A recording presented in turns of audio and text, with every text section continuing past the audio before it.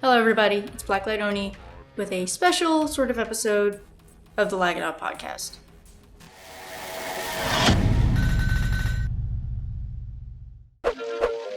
Bad news. The fog is getting thicker. And Leon's getting larger.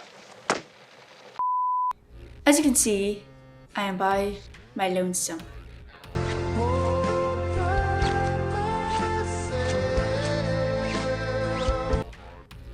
Which is a shock to literally nobody, but there's a topic I kind of wanted to get off my chest, and I didn't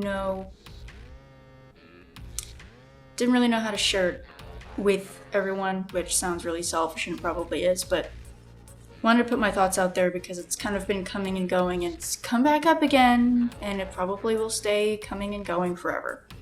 The topic is sexuality in video games, which, as soon as I say it, it's going to divide a lot of people, because apparently we don't know how to listen. Wow, I'm so surprised by that. So, I'm going to break it down a little bit. Is sex appeal in video games inherently wrong? No, I don't think it is. It would be very difficult to market things to an audience if the characters aren't attractive. Can there be a level of intrigue with an ugly character? Yes. Not all of us are born with 10 out of 10 bodies or 10 out of 10 personalities, okay? A lot of us aren't gifted that way. I think most of us have seen that. But if, just like in any other marketing aspect or anything else really, if everyone looks the same all the time, what's the point? Seriously, variety is good. It's kind of like, why do you add spices to food? So it tastes better. Duh. Also because, bland food is just not always the best. It's good when you're sick, but when you're actually looking to enjoy something, you want to add a little bit of something. So with sexuality in video games, or sex appeal in video games, I think one of the concerns is how far is too far. Obviously age is a big concern. That actually happened, can't remember the game, probably have to find it. Back in, I think, the 90s was like some swimsuit game. Which is fine, in and of itself. When they're all of age, someone put one of the ages of the ladies as 17. Which is not legal in, most countries today. So, age is obviously one of the biggest concerns, which is why anime and manga or some games of that genre tend to get a lot of scrutiny, is because a lot of the characters look awfully young, wearing an awfully small amount of clothing, which makes people uncomfortable, which then brings the argument of, well, you're sexualizing kids.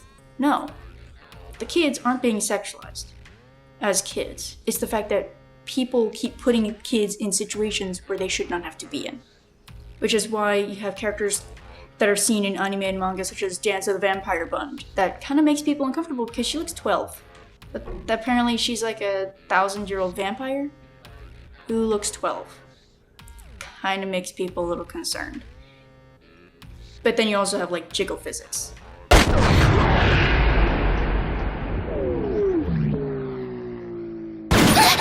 I can't believe I just said that. I understand. They're there. I get it. I do. Doesn't necessarily mean you have to put that much detail. They don't jiggle that much.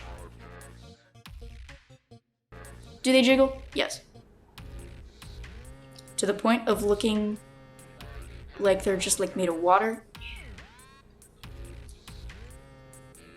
So that's a little too far, in my opinion. Also just, cool, you can render boobies.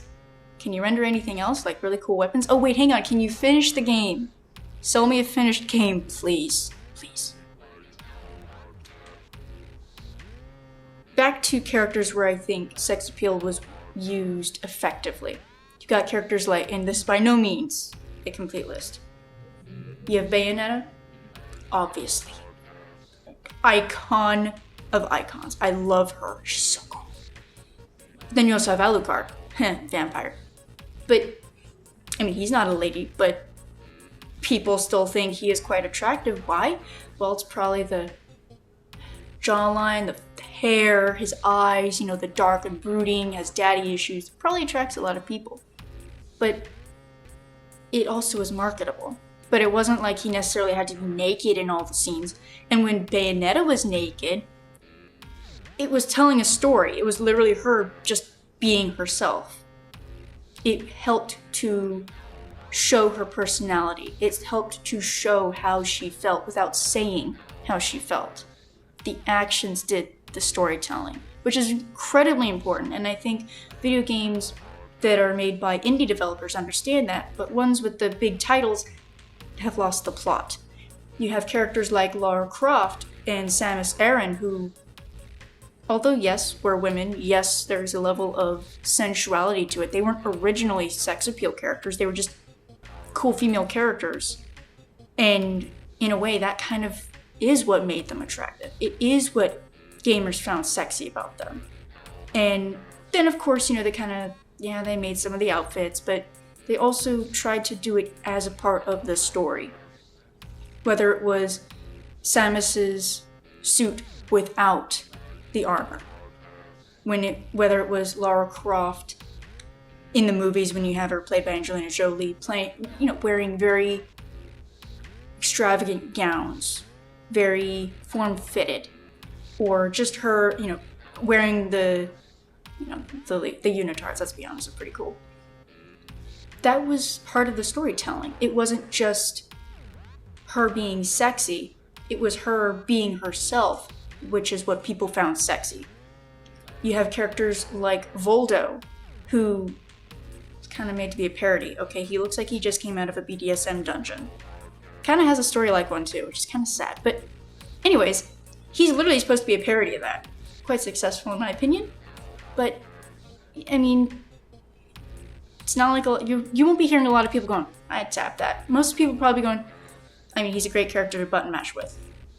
I'm that person, so don't play with me on that. Okay, I'm sorry.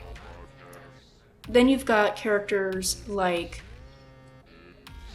Aya Bria, who Square Enix did her so dirty, but she was attractive, and the first 2 games actually had her with a shower scene. Third game did too, but that one was the one that rubbed people the wrong way. They said, hey, this is really cheap. It just has no purpose. And then they also said that about her clothes tearing off as a mechanic in the 3rd game. I refuse to reveal spoilers, but people didn't like that either. And they thought she was really cool in the 1st and 2nd games. Still, it was still Aya Bria. Spoilers. But it wasn't the same. They could tell there was something missing, and then they played the end of the game and they figured out why.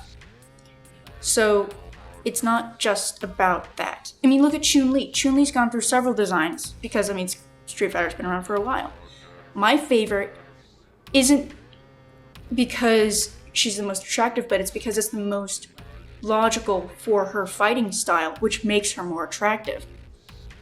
Making sure she looks like she can crush someone's head with her legs, that is Chun-Li. She doesn't necessarily have to have the big biceps or the large bosom, although, I'm sure people wouldn't complain about that. But her legs are her moneymakers, okay? Cannot skimp on the definition, on the tone. You cannot. You absolutely have to make sure they look fantastic. Which makes her look attractive, in my opinion, because there has to be some sort of basis in reality where we can understand, okay, this is where we're drawing the line, this is what makes sense. I get it. Now, on to representation, sort of also speaking with sex appeal in video games as well. You have Poison, who is trans, very much so. They kind of been flip-flopping back and forth, but most people kind of accept her as being trans. Still very attractive, still really cool. I'm good with that, because she didn't necessarily make it all her business. It was, I'm trans, deal with it, on with the show. And her costumes are revealing. That's kind of the fucking point of Poison. That's what she enjoys, is showing off her body. And that's part of the story. That's part of her telling you who she is. And I think that's why it's so successful. It's not about people just giving her skimpy clothes to give her skimpy clothes. It's part of her personality. It's part of the characteristics that make her Poison. Now, Ellie. Oh, Ellie. She's so dirty. So it was shown in a very, very small scene, and I really appreciated it, where at the end of one of the games, she gives a kiss to one of the characters before they get separated for a while. And it's a promise of being able to see each other again. It's hope, it's optimism. And that's in a game where literally everyone is dying and horrible deaths, and you were one of them who was supposed to die to save humanity, but your father figure saves you. Kind of important. Hope is so important. And so just sharing that moment, completely chaste, completely just quiet, that I thought was a beautiful moment. It wasn't sexualized. It wasn't anything more than just hope for being able to spend a tomorrow with somebody. Whether it's romantic or not, in this case it was romantic, in a story of doom and gloom, that was so beautiful. And, you know, it's like the whole phrase, kids will be kids. They kind of had their childhoods ripped away from them pretty freaking horribly. So to at least offer them a little bit of that teenage growth, I thought was really important. And then they threw it all away in the second game, but, you know, whatever, I'm not going to talk about that shit. Sad. So, on to the final thing, I guess, would be probably the most frustrating thing to talk about. Get on with it! Would be the save the princess trope. It's one of the oldest methods of storytelling, let's be honest. Do I think it's immediately sexist? No. I think there's a lot to be said about the historic connotations regarding saving the princess, because a lot of adventures were originally supposed to be undertaken by males. They were expected to do something. They were expected to go beyond their comfort zone, to go on an adventure, to go challenge themselves. Women weren't expected to do that. They were expected to tend to the hearth, which is a lot of work, okay? You know, making sure the fire doesn't go out if we all freeze to death, yeah, that's kind of important. But the idea of challenges, of overcoming things, that's really common for men to go through. Because in most of these cultures, there is this coming of age ceremony. And even before that, it was a coming of age trial. It was, you had to surmount something. And so the saving the princess trope is a variation of that, given what everything I've kind of learned over the years. It doesn't necessarily make it bad. It's how we got to where we are today. It's not automatically bad because the girl is the one being saved. It's just a method of storytelling, and guys were the ones who really started playing a lot of video games first. So you start somewhere. Nowadays, you got plenty of different stories to choose from. In fact, you could have, it's a prince saving another prince, a princess saving another princess. It could be whatever you want. The story in and of itself is not sexist. And I think to say that it is ignoring all the historic connotations to get here. And so to just say all gamers are sexist, all gamers are racist, I think is rather cheap. It means you have nothing else better to say. It means you're not reading into any of the other things, any of the underlying causes or reasons why these things exist. And you're literally denigrating very people you're profiting off of. That's not shady at all, right? Because that's pretty freaking gross to me. Sex appeal is not inherently bad. It's not, whether it's a male or female character. Variations thereof doesn't matter. It's not inherently bad. We can have different tastes, we can have disagreements about it, but being attractive isn't a crime. Being ugly isn't a crime, okay? Either I would have gotten arrested and I just passed a police officer earlier, so I think I'm pretty safe on that end. It's not a crime. There's nothing wrong with it. My opinion is, make sure you're still telling the story. The story of the game is of the utmost importance. That is what is going to carry the narrative. Those characters have to be there, or it will fall through and make no sense. And it's why a lot of video games don't tend to do well, is because, cool, you've got cool designs. What does it say about the world? What are you saying about the world? It's all about the story. It's not just the graphics. It's about the story and how the gamer will interact with that world.